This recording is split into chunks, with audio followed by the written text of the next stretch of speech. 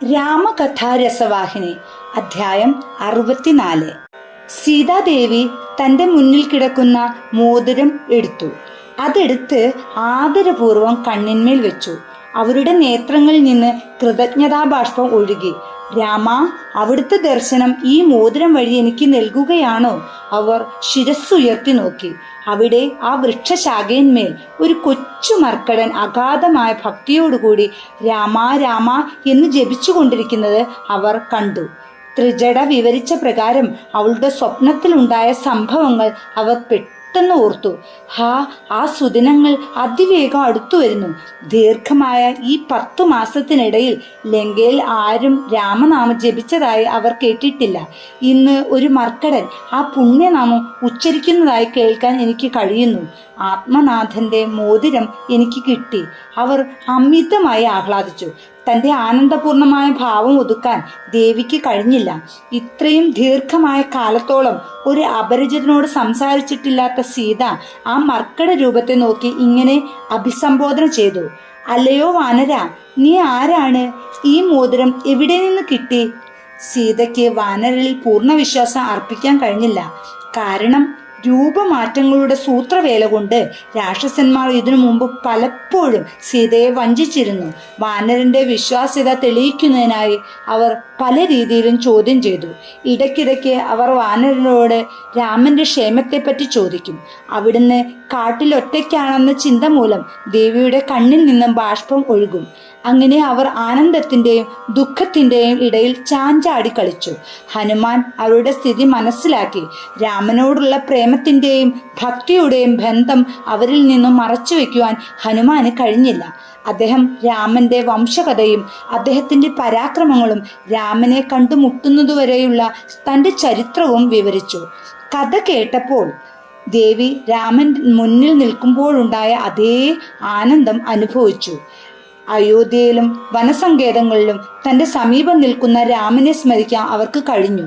തൻ്റെ പരിതസ്ഥിതി വിസ്മരിക്കത്തക്ക വിധം സീത വികാരഭരിതയായി. ഉടനെ സീത ബോധാവസ്ഥയിലെത്തി. താൻ എവിടെയാണെന്ന് അറിഞ്ഞു. സീത പറഞ്ഞു, അല്ലയോ വാനര, നീ ഇതെല്ലാം പറഞ്ഞതിൽ ഞാൻ സന്തുഷ്ടയായി. പക്ഷേ കേവലം ദുർബലനും ഹ്രസ്വകാരനുമായ ഒരു മർക്കടന് കനത്ത സുരക്ഷയിൽ കാത്തു സൂക്ഷിക്കപ്പെട്ട ഈ നഗരത്തിൽ പ്രവേശിക്കാൻ കഴിഞ്ഞത് എങ്ങനെയാണ്? ഈ രാക്ഷസന്മാരിൽ നിന്ന് രക്ഷപ്പെട്ടുകൊണ്ട് ഈ സ്ഥലം കണ്ടുപിടിച്ച് എൻ്റെ അടുത്തെത്താൻ നിനക്ക് എങ്ങനെ സാധിച്ചു? ഹനുമാൻ മറുപടി പറഞ്ഞു, അമ്മേ, എനിക്കെന്തു സാമർഥ്യവും ശക്തിയുമാണുള്ളത്. ഞാൻ രാമന്റെ സേവകനാണ്, അവിടുത്തെ ദാസനാണ്. അവിടുത്തേക്ക് ആവശ്യമുള്ളതും അവിടുന്ന് ഇഷ്ടപ്പെടുന്നതുമായ എല്ലാം എന്നെ കൊണ്ട് ചെയ്യിക്കുന്നു. രാമനെ കൂടാതെ എനിക്ക് ഒരു നിമിഷം പോലും ജീവിക്കാൻ ആവുകയില്ല. ഞാൻ രാമന്റെ കയ്യിലെ ഒരു കളിപ്പാവ് മാത്രം. അവിടുന്ന് ചരട് വലിക്കുന്നതിനനുസരിച്ച് ഞാൻ കളിക്കുന്നു. എനിക്ക് സ്വന്തമായ ഇച്ഛയൊന്നുമില്ല. അനന്തരം ഹനുമാൻ രാമന്റെ പ്രഭാവത്തെപ്പറ്റി വിശദീകരിച്ചു. ഏറ്റവും ഹൃദയഹാരിയായ രീതിയിൽ തൻ്റെ ഭക്തിയെയും അർപ്പണത്തെയും സ്പഷ്ടമാക്കുകയും ചെയ്തു. ഹനുമാന്റെ വാക്കുകൾ കേൾക്കുന്നത് രോമാഞ്ചജനകമായിരുന്നു.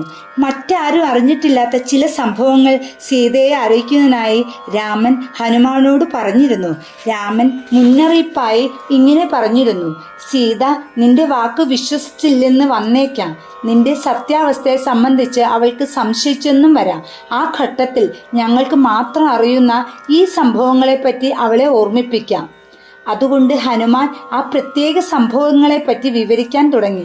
സീത മാതാവേ, ദേവിയെ ഉപദ്രവിക്കാൻ ആ ദുഷ്ട കാകൻ ചെയ്ത ശ്രമങ്ങളും ദേവിയെ രക്ഷിക്കാനായി അവനെ വധിക്കാനുള്ള അവിടുത്തെ ശ്രമങ്ങളും ദേവിയോട് പറയണമെന്ന് സ്വാമി എന്നോട് പറഞ്ഞിട്ടുണ്ട്. ഇത് കേട്ടപ്പോൾ സീതയ്ക്ക് ദുഃഖം സഹിക്കാനായില്ല. ഉറക്കെ കരഞ്ഞുകൊണ്ട് ദേവി പറഞ്ഞു, ഹനുമാൻ, എന്നോട് അത്രയും ദയ കാണിച്ചിരുന്ന രാമൻ ഇന്ന് ഈ യാതനയിൽ നിന്ന് എന്നെ മോചിപ്പിക്കാൻ വൈകുന്നത് എന്താണ്? രാമൻ കരുണാസാഗരമാണ്. പക്ഷെ എൻ്റെ വിധിയിൽ അവിടുന്ന് ഇത്ര കഠിന ഹൃദയനായത് എന്തുകൊണ്ടാണ്? അല്ല, അല്ല, ഞാനാണ് തെറ്റുകാരി. രാമൻ കരുണാർദ്രതയുടെ മൂർത്തീകരണമാണ്. ഈ അയഥാർത്ഥമായ ഹൃദയകാഠിന്യമൊക്കെ ഉൾപ്പെടുന്ന ഒരു ഭാഗം രാമന് അഭിനയിക്കേണ്ടതുണ്ട്. അത്രയേ ഉള്ളൂ. ഹനുമാൻ, നീ സാധാരണ വ്യക്തിയൊന്നുമല്ല. കാരണം സാധാരണ വ്യക്തികളോട് ഇത്ര അടുപ്പത്തോടു കൂടി രാമദേവൻ ബന്ധപ്പെടുകയുമില്ല. മാത്രമല്ല, തൻ്റെ മോതിരം കേവലന്മാരുടെ കയ്യിൽ കൊടുത്തയക്കുകയുമില്ല. അവിടുത്തെ ദൂതനായത് നീ എത്ര ഭാഗ്യവാനാണ്. നിന്റെ ശരീരത്തിന്റെ ഉയരവും രൂപവും എന്നെ ഒന്ന് കാണിക്കൂ. ഹനുമാൻ നിലത്തിറങ്ങി കൂപ്പുകൈയോടെ ആരാധനാഭാവത്തിൽ സീതയുടെ മുമ്പിൽ നിന്നു. ഹനുമാൻ ഭീഷണമായ രൂപത്തിൽ വളർന്നു വലുതാവുന്ന കണ്ടപ്പോൾ അതെന്തോ രാക്ഷസീയമായ സൂത്രമാണെന്ന് സീത പകുതി സംശയിച്ചു. അവൾ കണ്ണടച്ച് തിരിഞ്ഞിരുന്നു. അവരുടെ ഭയവും അതിനാസ്പദമായ സംശയവും മനസ്സിലാക്കി ഹനുമാൻ പറഞ്ഞു, മാതാവേ, ഞാൻ രാവണനോ അല്ലെങ്കിൽ അവന്റെ അനുയായികളിൽ ഒരുവനായ രാക്ഷസനോ അല്ല. അപ്രതിമമായ തേജസ്സും പരിശുദ്ധിയുമുള്ള ശരീരത്തോടു കൂടിയ രാമന്റെ വിശ്വസ്തനായ സേവകനാണ് ഞാൻ.